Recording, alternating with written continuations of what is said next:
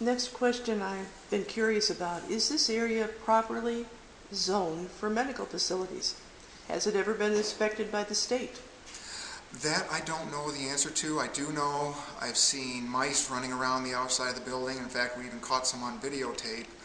We've heard from mothers who've gone in and come out, and they've just said, once I was in there, I knew this wasn't the type of medical facility that they advertise they are, and they've come out and they've chosen life. So as far as the zoning issues, I'm not sure.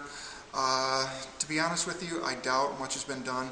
We know just through experience that many underage girls who've been impregnated by older men have been taken there to help cover up that crime of statutory rape.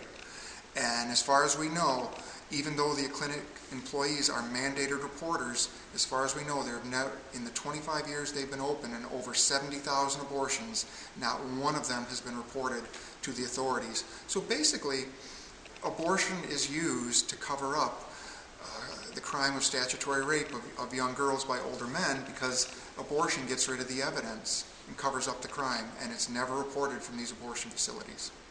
Aren't abortion facilities supposed to have the same standards of any other medical clinic? And if they are supposed to, does this one?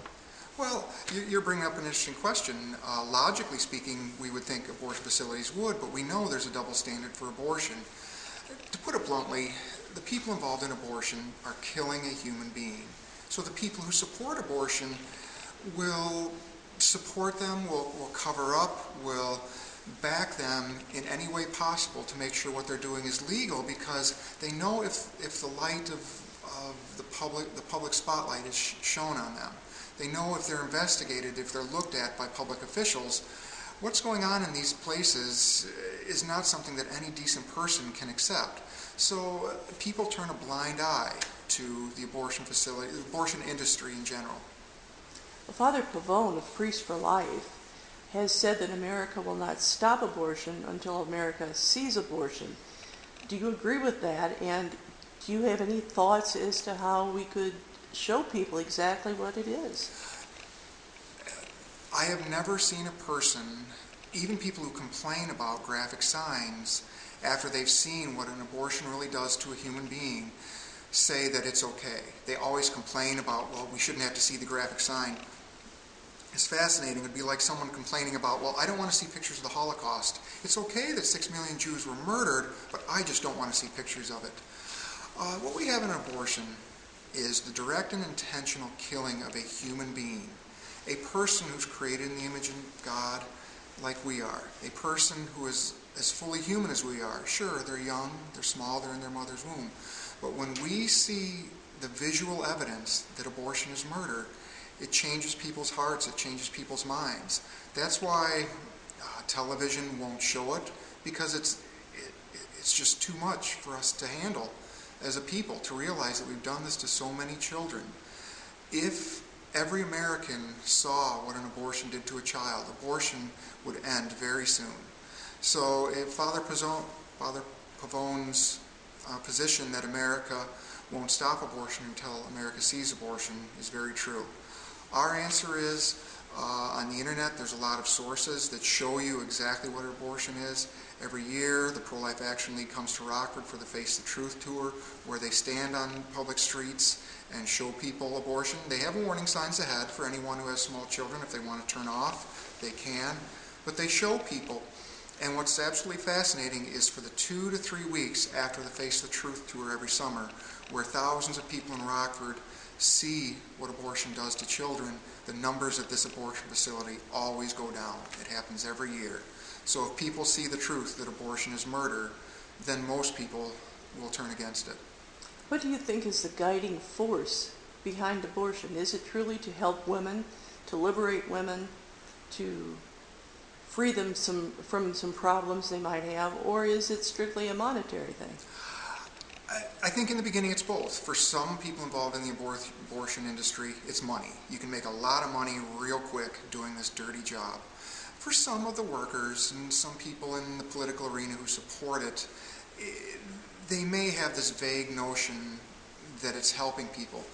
But after time, and any person who uses their intellect and reason can see that a mother who kills her own child does not make her life better in any way, shape, or form. The Silent No More awareness campaign has made that very clear to the people of America. These are men and women who've been involved in abortions, and they tell their stories of how it's destroyed their lives. But then, thankfully, they also tell how Christ has brought healing and strength and goodness to them. So there's always hope.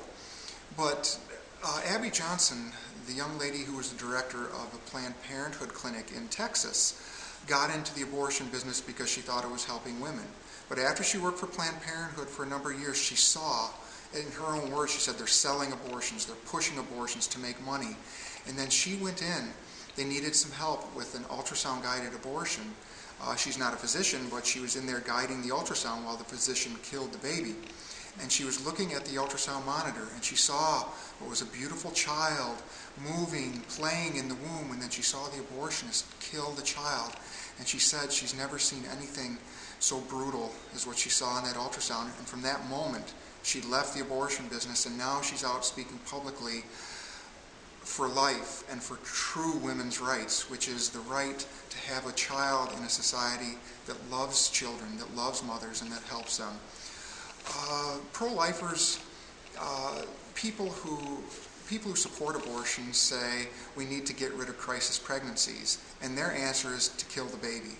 Pro-lifers say we need to deal with crisis pregnancies by dealing with the crisis, helping the woman deal with whatever situation it is in her life and make that better. Killing the baby never makes it better. We know that the after effects of abortion on women are horrendous. Yes. Do you have any facilities over here that help deal with post-abortion syndrome? Yes, the Rockford Diocese, if you go to their website, Rockford Diocese, and you go to the Respect Life Office website, they have numerous groups that get together to counsel, to help people in need. So there are many, many organizations and women who are willing to help, and if anyone would like, they can contact rockfordprolife.com, and we have a number of women who've been through this before, and they'd love to talk with them and share their experiences. Yeah, and one final question. We're hearing about the bubble zone in Rockford. Yes. We know they have them in various spots all over the country. What effect would this have on pro-lifers who are trying to help women? And what effect would it have on the abortion clinic if they're not allowed to have the bubble zone? Here in Rockford, it's particularly interesting because we have an abortion facility that places a rubber chicken over the body of Jesus on a crucifix. They put up a sign that says, Northern Illinois Women's Center 50,000, Jesus Christ 50. A plethora of vicious, anti-Christian signs they put in the windows, and yet they've got an alderman working with them who wants to silence pro-life sidewalk counselors who simply offer help and love and support to women in need. We believe this bubble zone is going to fail miserably, particularly because of the vile nature of what this abortion facility puts in its windows and the face it shows to the public. But what the real intention of the bubble zone is, because of the hard work and prayers of many Christians over the last few years, the numbers at this abortion facility have gone way down. From 50 to 70 abortions 5 years ago to 25 to 30, 35 abortions a week now. That's almost cut in half, and they're losing tens of thousands of dollars. So this bubble zone, we believe, is an attempt to, again, increase the numbers of abortions by silencing the offers of help to women going in, and it's not going to work. Is there anything you'd like to add before we leave? Just that for anyone watching this, pray. If you can come to the abortion facility to pray, please do so. But if you can't, pray at home, pray at church. The power of prayer will one day end the Holocaust of abortion, not only in Rockford, but in our world. Thank you very much. Thank you.